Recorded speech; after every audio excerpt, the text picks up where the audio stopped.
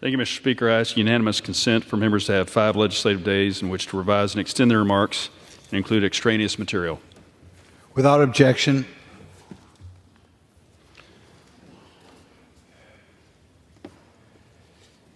The first job of any government, municipal, state, federal, is to protect her citizens.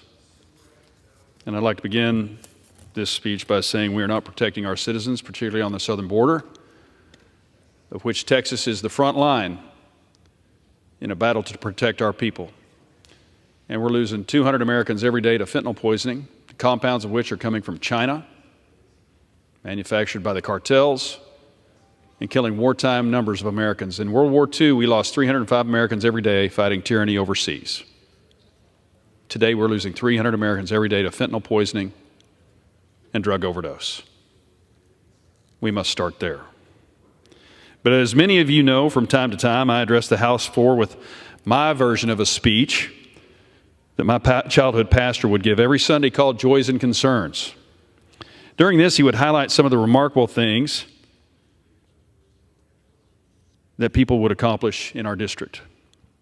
He would also take this time to bring up prayer requests, and in that moment, we as a congregation would unite in prayer for community and those in need.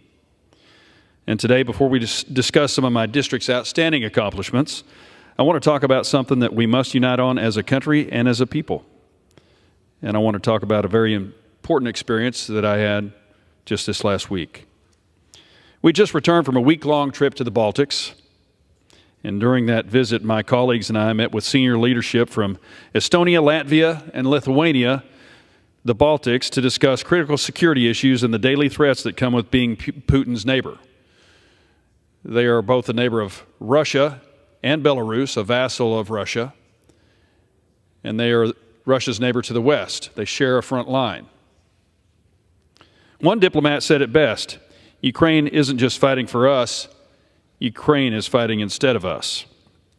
Because his people understand what life looked like under Russian rule or Soviet rule, which these days looks very much the same.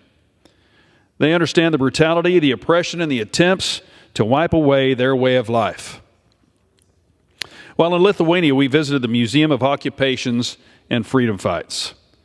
The museum is housed in the former KGB headquarters, and during World War II, the Gestapo of the Nazis.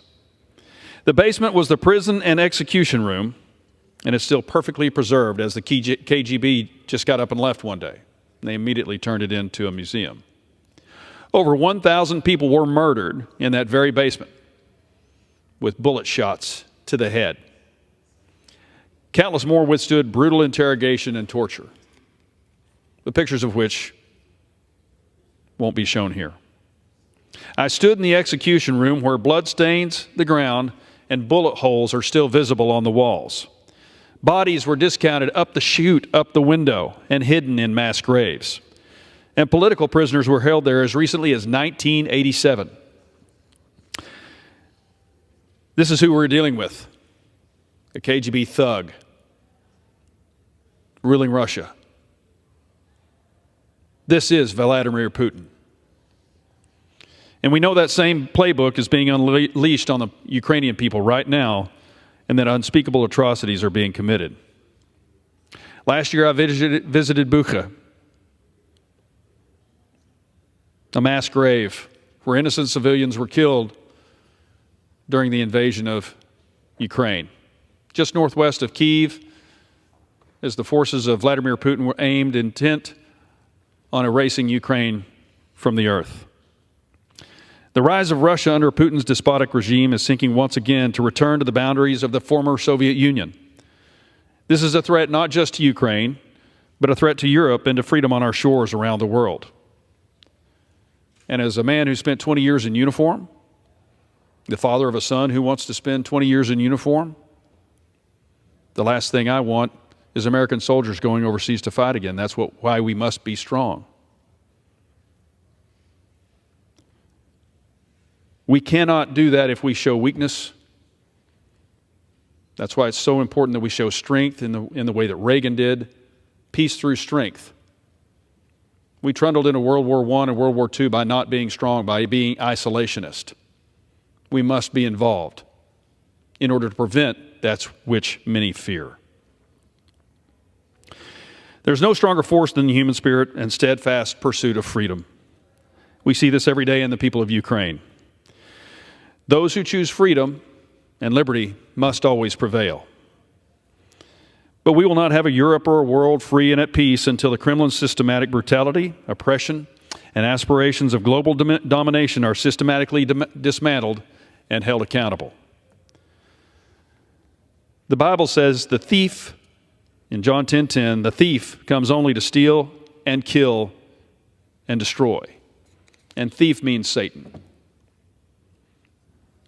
History has proved this time and time again, and that is exactly what Putin is carrying out in Ukraine. In just the last 3 months, Russia has conducted targeted attacks on critical energy infrastructure across the country 8 different times, attempting to cut off power and heat to communities, hospitals, and schools. Last year, a massive dam in Russian-controlled area of southern Ukraine was destroyed, killing hundreds of Ukrainians and destroying thousands of homes. Not military bases, civilians and homes. Russia has also targeted farmland and grain silos, attempting to starve Ukrainians into surrender. And I want to add a little something about history here. We know what happened in the Holocaust. Well, in 1931, Joseph Stalin executed the Holodomor. He killed 8 million Ukrainians by starving them of their grain. Does this sound familiar to today? He's trying to wipe Ukraine off the map. He and his prime minister have said Ukraine has never existed, nor will it ever exist. This isn't a war. This is a genocide. By that very definition, 1,900,000, over 1,900,000, up to 100,000, depending on who says it, children have been abducted by Russia since the war began. It is terrifying to imagine where these children are now and the trauma they have experienced, but they are in Russia. They being Russified. They have been stolen from their parents. They have been kidnapped to learn Russian and the Russian way of life. By definition, that is a genocide. Kill, steal, and destroy. Russia is attempting to erase Ukraine and its people. Putin's intentions are clear. We saw it in Georgia in 2008. We saw it in Crimea in 2014. That was not an annexation of Crimea. That was the invasion.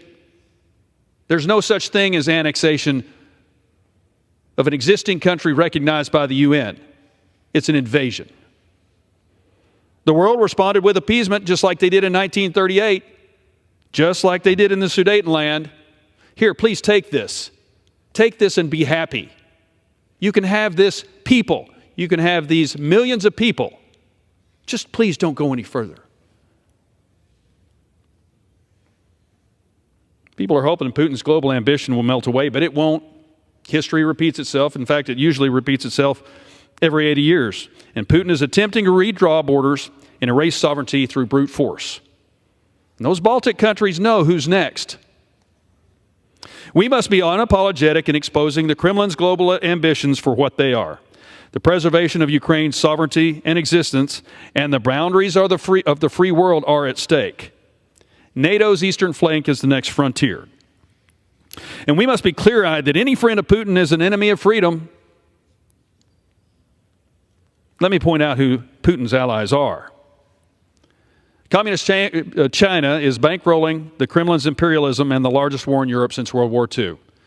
Their ability to regenerate their war machine in the last year is solely due to the input and the money from China.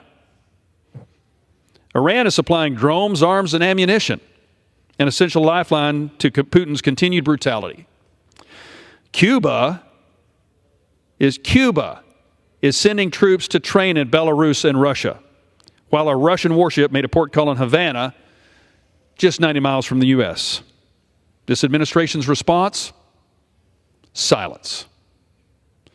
Just last month, Putin visited Pyongyang, was wined and dined by Kim Jong-un, and together signed a so-called Comprehensive Strategic Partnership Pact that promises military and other assistance. These alliances should raise every alarm bell we have. Global authoritarian regimes joining together with their fellow dictators and war criminals to further threaten the West and world order. They are not operating alone.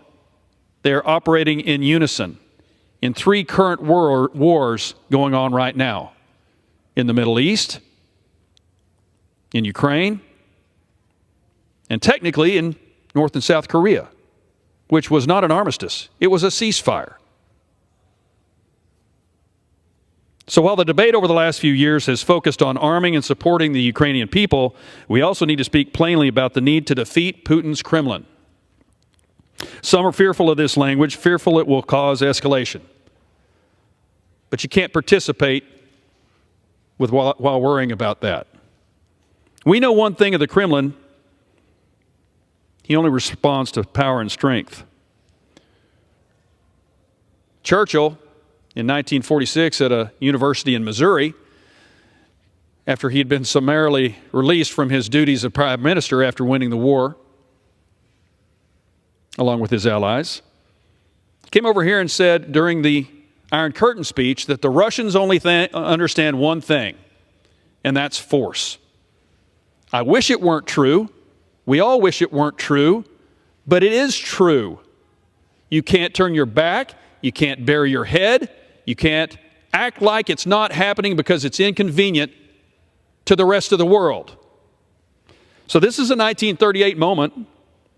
Will we rise to the task? Will we learn the lessons of our history? Or will we allow Russia to topple Ukraine and carry on anywhere it wants to in Europe? So while it may be dissimilar from my usual order, I'd like to start with this Joys and Concerns speech by asking that those in the chamber silently and to yourself, without any extra time, pray for the people of Ukraine, pray for those under threat, pray for the families of the victims of Putin's atrocities, pray for those who are giving their lives so that we don't have to. Pray that this unprovoked, unprecedented genocide comes to an end, that good will triumph over evil, and that the United States and her allies will always stand on the side of good.